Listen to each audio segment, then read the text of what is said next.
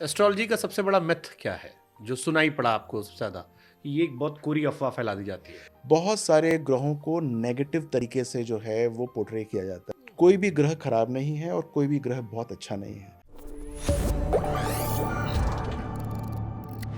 जाता है। एस्ट्रोलॉजी का सबसे बड़ा मिथ क्या है जो सुनाई पड़ा आपको सबसे ज्यादा कि ये एक बहुत कोरी अफवाह फैला दी जाती है?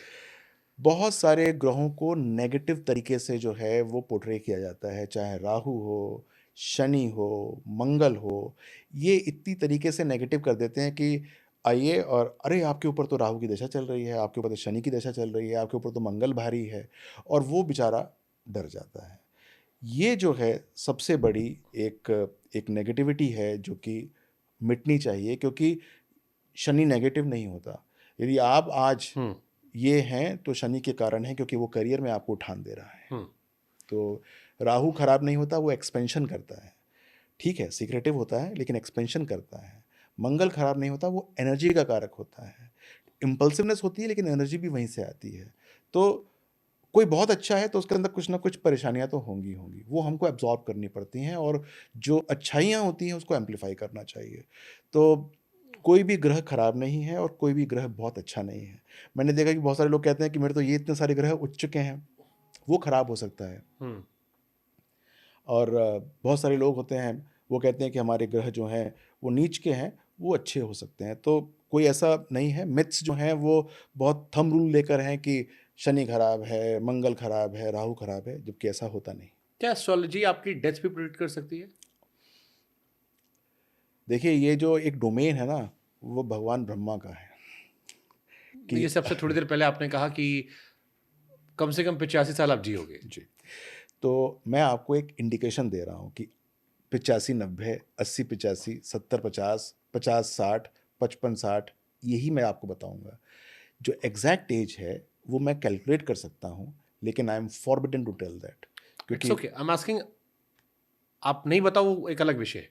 क्या एस्ट्रोलॉजी कैलकुलेशन से ये हो सकता है कि यस यस आप जैसे पीरियड कहा 85, 90, 75, 80, अगर 5 ईयर का भी आप स्पैम ले रहे हो, बिल्कुल। Is it possible?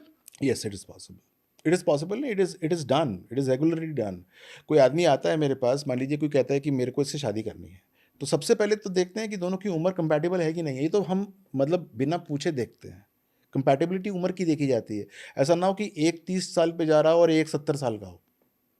तो वो एक एक ऑटोमेटिकली हम देखने की कोशिश करते हैं कि क्या है क्या नहीं है। आप कोई आता है मेरे पास, कहता है मुझे 20 साल के बाद मेरा ये काम हो जाएगा। सबसे पहले तो मैं ये देखता हूँ कि 20 साल तक जनाब रहेंगे कि नहीं रहेंगे। तो ये तो ऑटोमेटिकली देखा जाता है। सो मीन्स जब आप जन्म ले रहे हो वहां से लेकर आपकी अंतिम क्रिया तक everything is decided, is just mathematic और साइंस जिसके थ्रू आप बता रहे हो। बिल्कुल true. It can be harsh also अगर आप सबको जानना चाहो। About what? एवरीथिंग। नहीं, you can know everything, but so अगर if still. Everything is decided, अगर डिसाइडेड है तो वो तो फिर आपका जैसे ये मेरे क्यूरियोसिटी वाला सवाल है जी। कि अगर मेरा जन्म से लेकर मृत्यु तक की मेरी सारी लीलाएं डिसाइडेड डिसाइडेड है। डिसाइडेड है, तो फिर मेरे कर्म उस हिसाब से होते जाएंगे। जैसे जी। मेरा दिमाग जब मैं बीटेक कर रहा था तो वो मीडिया की तरफ आया होगा, मीडिया में आ गया मैं, फिर मन हुआ होगा छोड़ दो। तो ये तो कर्मा मेरे ये प्री जन्म के डिसाइडेड होंगे कि मेरी यात्रा, लाइफ इज अ जर्नी, इस यात्रा से होकर मैं यहाँ फुल स्टॉप तक पहुंचूंगा। अब ये देन एस्ट्रोलॉजी कहां से आ ये गई? सारे के सारे आपका जो ये क्वेश्चन है ना, ये हाँ। मेरी जितनी बात मैंने बताई है सबका सारांश है ये। आपकी जो हॉरोस्कोप है वो इस जन्म का तो है नहीं। मैंने आपको पहले बताया वो पिछले जन्म का है। उसमें ये सब चीज़ें डिसाइडेड हैं कि आपने अपने पिछले जन्म में किया क्या था। मैं आपको वही बताने की कोशिश कर रहा हूँ। अब आपको इसके अंदर चेंजेस लेकर आने हैं। आप क्या क्या अपने कर्मों से चेंजेस कर सकते हो, वो आपकी आत्मा का ट्रेवर्स है। आप 101% कर सकते हो कि आपका जो गुरु है उसकी फ्री विल कितनी है। गुरु का मतलब बृहस्पति, उसकी फ्री विल कितनी है। फ्री विल का मतलब यह है कि आप अगर चेंज करना चाहोगे तो कितना चेंज कर सकते हो। और बहुत सारे हॉरोस्कोप्स होते हैं उसमें 90% तक चेंजेस हो जाते हैं, और बहुत सारे होते हैं वो 5% भी चेंज नहीं करते। यानी कि जैसे पहले जीवन था उसी को जो है कॉपी पेस्ट करके इस जीवन के अंदर अपना जीना शुरू कर देते हैं। तो आपको एक बार एक आभास हो गया कि ये मेरा ट्रैक रहेगा from the start to the end. अब मुझे कहाँ कहाँ चेंज करना है वो आपके हाथ में है, वो आप चेंज कर सकते हो।